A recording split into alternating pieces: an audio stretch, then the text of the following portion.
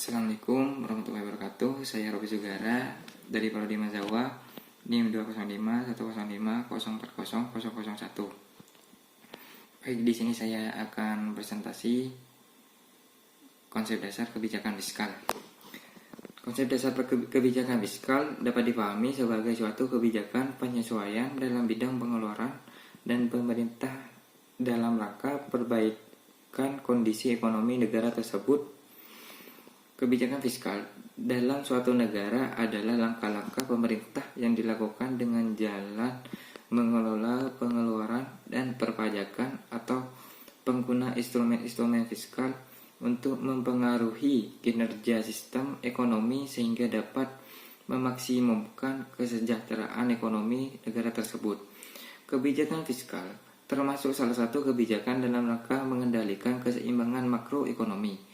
Kebijakan ekonomi terkait fiskal ini berkaitan dengan upaya-upaya untuk mengarahkan kondisi perekonomian negara agar lebih baik dengan jalan mengubah pemerintah dan pengeluaran pemerintah.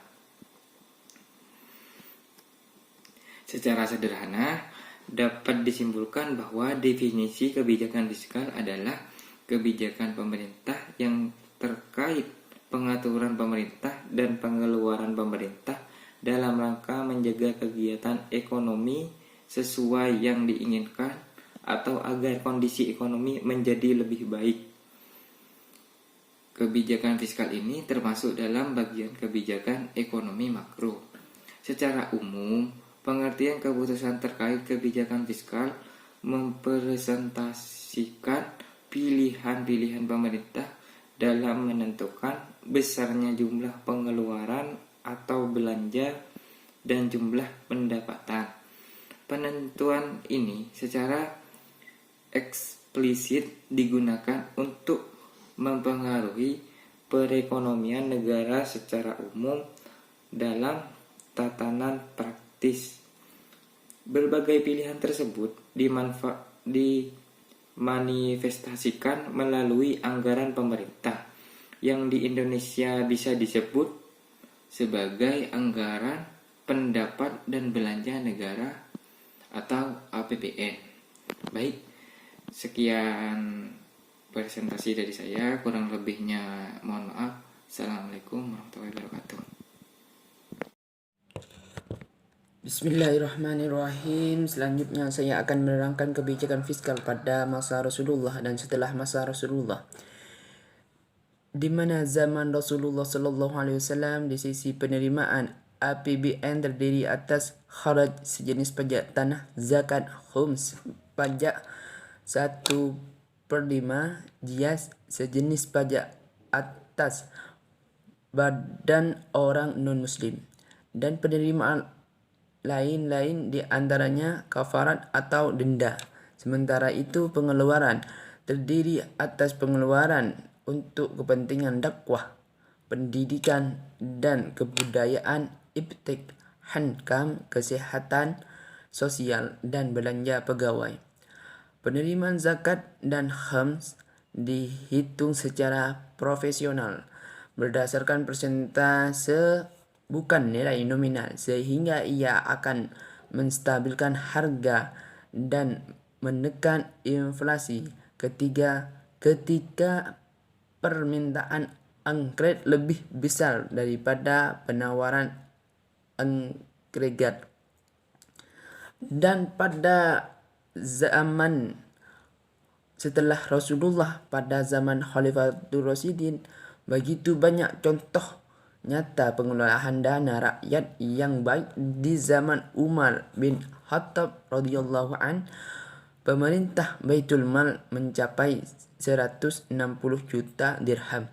Di sisi pengeluaran, Umar memerintahkan Amr bin As, gubernur Mesir, untuk membelanjakan 1/3 APBN untuk membangun infrastruktur. APBN di zaman-zaman para teladan tersebut jarang mengalami defisit. Dengan ketiadaan defisit, tidak ada uang baru yang dicetak dan inflasi tidak akan terjadi. karena adanya ekspansi moneter. Sekian presentasi yang sudah kami sampaikan, semoga menjadi ilmu yang barokah dan manfaat. Wallahul muwaffiq ila aqwamit thoriq. Wassalamualaikum warahmatullahi wabarakatuh. Assalamualaikum warahmatullahi wabarakatuh. Perkenalkan, nama saya Ahmad Taufikur Rahman, NIM 20.4105040028 akan menerangkan bentuk kebijakan fiskal. Bentuk kebijakan fiskal secara teoritis. Bentuk-bentuk kebijakan fiskal dapat berupa 1. Kebijakan fiskal fungsional. Bentuk kebijakan fiskal ini disusun dengan berbagai pertimbangan yang matang, terutama memperhatikan aspek fungsi dan kegunaannya. 2. Kebijakan fiskal sengaja, yaitu langkah fiskal yang ditempuh secara sengaja saat dihadapkan pada kondisi yang tidak bisa ditebak sebelumnya, sehingga berbagai kebijakan fiskal diambil secara sengaja dan tidak mempertimbangkan aspek yang terlalu detail. Tujuannya untuk merespon kondisi stok ekonomi yang datang secara tiba-tiba.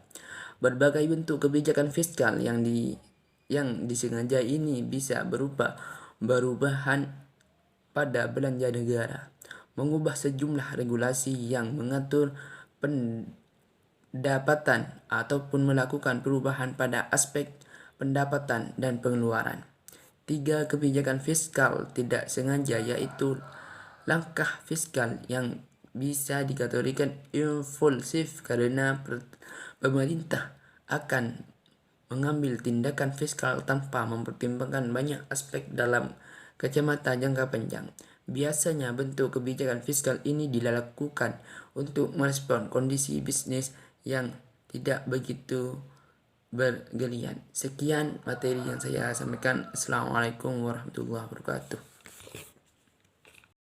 Assalamualaikum warahmatullahi wabarakatuh. Perkenalkan, nama saya Mario Aditya Cahya Pratama, NIM 204105040025. Di sini saya akan presentasi tentang kebijakan fiskal dalam Islam.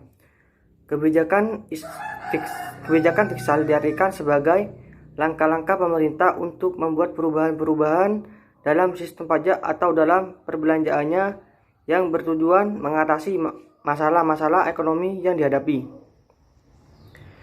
Kebijakan fiskal mendapatkan perhatian serius dalam tatanan perekonomian Islam sejak awal. Dalam negara Islam, kebijakan fiskal merupakan salah satu perangkat untuk mencapai tujuan syariah. Tujuan tersebut adalah meningkatkan kesejahteraan dengan tetap menjaga keimanan, kehidupan, intelektualitas, kekayaan, dan kepemilikan.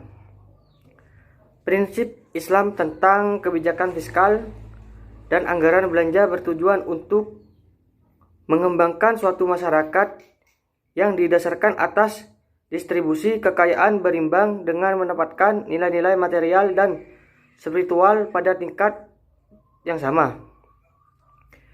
Kebijakan fiskal dianggap sebagai alat untuk mengatur dan mengawasi perilaku manusia yang dipengaruhi melalui insentif yang disediakan dengan meningkatkan pemasukan pemerintah melalui perpajakan, pinjaman, atau jaminan terhadap pengeluaran pemerintah.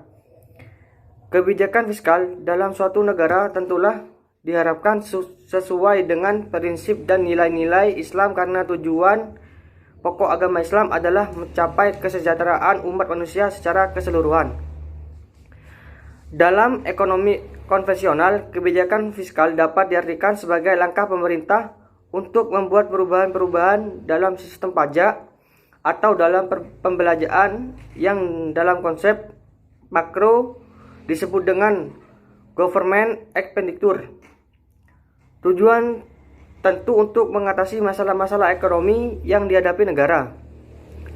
Kebijakan fiskal Islam dengan konvensional sebenarnya memiliki kesamaan dalam segi tujuan secara umum, yaitu sama-sama menganalisis dan membuat kebijakan ekonomi. Tujuan dari semua aktivitas ekonomi bagi semua manusia adalah untuk memaksimumkan kesejahteraan hidup manusia, dan kebijakan publik adalah suatu alat untuk mencapai tujuan tersebut. Sekian dari saya.